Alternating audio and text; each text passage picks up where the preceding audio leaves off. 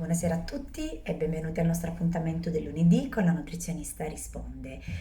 Qualche giorno fa si è celebrato l'Obesity Day, questo giorno molto importante a livello mondiale, che serve un po' a sensibilizzare, no?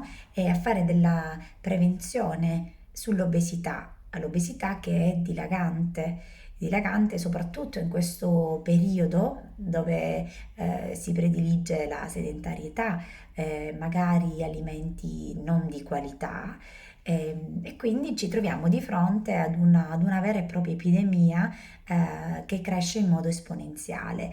E allora io oggi ci tenevo ad allertare un pochino i genitori, perché purtroppo a livello nazionale un bambino su tre in età prescolare è obeso e due bambini su tre in età scolare sono obesi, no? O sovrappeso.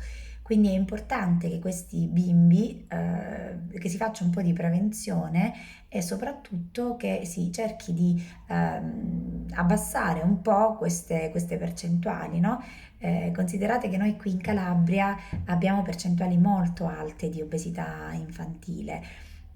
E questa purtroppo sia per una questione di familiarità, perché per esempio un bambino che nasce da genitori obesi ha una percentuale maggiore, no? Maggiore del 40% di diventare obeso in età adulta e quindi di sviluppare tutte quelle patologie croniche, le patologie del benessere di cui parliamo quotidianamente, no? Quindi il diabete di tipo 2 per esempio, o le patologie cardiovascolari, no? L'ipertensione. Quindi è fondamentale che i nostri bimbi seguano un'alimentazione equilibrata, un'alimentazione controllata e soprattutto che facciano attività fisica, perché spesso e volentieri ce li ritroviamo di fronte alla TV, e non è questo quello che è importante per la loro crescita. Quindi diciamo che innanzitutto con l'alimentazione dobbiamo intervenire e noi genitori dovremmo in qualche modo dare l'esempio di un'alimentazione sana, no? Quindi di una sana prima colazione che non deve essere mai saltata, no? Perché spesso i bimbi hanno l'abitudine di non fare la prima colazione, o perché la mattina si svegliano tardi, o perché per abitudine, no? Quindi se noi diamo l'esempio, probabilmente i nostri bambini faranno la prima colazione. Poi la merenda sana a scuola. La merenda è importante perché non dobbiamo sovraccaricare questi bimbi con alimenti troppo pesanti, troppo grassi, no? Questi junk food. Dobbiamo cercare di dare ai nostri bimbi degli alimenti più leggeri, no? Che facciano in modo che che la ripresa, no? Delle attività scolastiche sia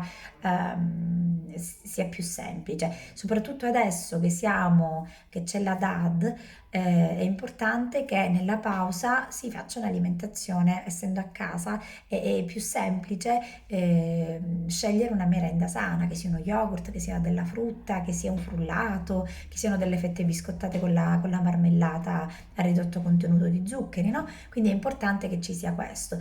Poi pranzo e cena, soprattutto il pranzo, sicuramente deve essere più ricco della cena, non devono mancare i carboidrati, quindi la pasta, il riso, l'orzo, soprattutto se sono integrali è meglio, no? Perché hanno un indice glicemico più basso, perché mantengono più sazi i nostri bimbi, che di conseguenza non andranno in giro a cercare junk food.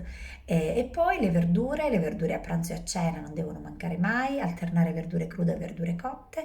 Le proteine sono fondamentali, quindi associare sempre delle proteine nei pasti, quindi proteine animali, proteine nobili come le uova, la carne, il pesce, no? I formaggi, i latticini e poi le carni e le proteine vegetali, quindi ad esempio i legumi, no? Quindi è importante che nell'alimentazione del nostro bimbo non manchi niente. E ci sia una rotazione alimentare e di stagionalità, e dobbiamo evitare il più possibile questi alimenti confezionati, questi alimenti surgelati già precotti, quindi le spinacine, i sofficini, tutti questi, no, che hanno questa sorta di pastella ricca di grassi idrogenati. E poi l'acqua. Spingiamo i nostri bimbi a bere acqua, non succhi di frutta, i succhi di frutta solo quelli puri, naturali, senza aggiunta di zuccheri, perché se quotidianamente bevono un succo di frutta, bevono degli zuccheri che non gli servono e poi si attiva il classico circolo vizioso dello zucchero, quindi zucchero chiama zucchero e stanno lì sempre a ricercare qualcosa di dolce da mangiare.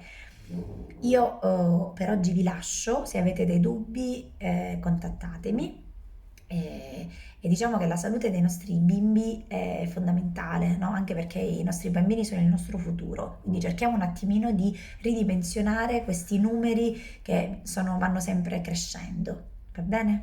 Buona serata a tutti, a lunedì prossimo.